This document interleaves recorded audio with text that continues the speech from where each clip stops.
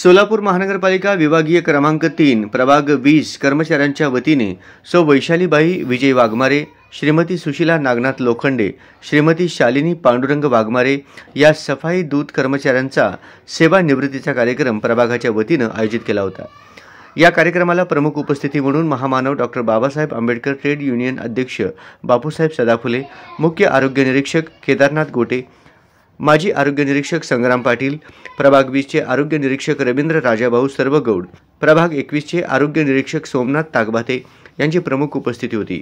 यावेळी महामानव doctor Babasaheb Ambedkar trade union अध्यक्ष बापूसाहेब सदाफुले व मुख्य आरोग्य निरीक्षक गोटे यांनी मनोगत व्यक्त करून सेवानिवृत्त कर्मचाऱ्यांस पुढील कार्यास शुभेच्छा दिल्या। त्या पट्ट 5 वाजता 4 वाजता उठायचे, अजून 2 पारगी होती।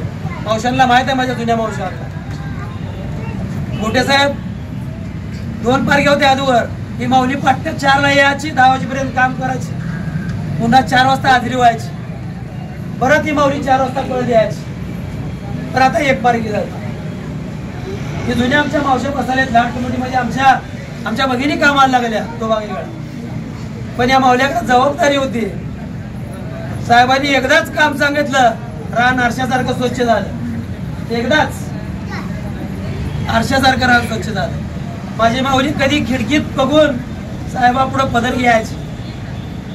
मला साहेबाला काम काळ वेळ बदललेला आहे काळानुसार।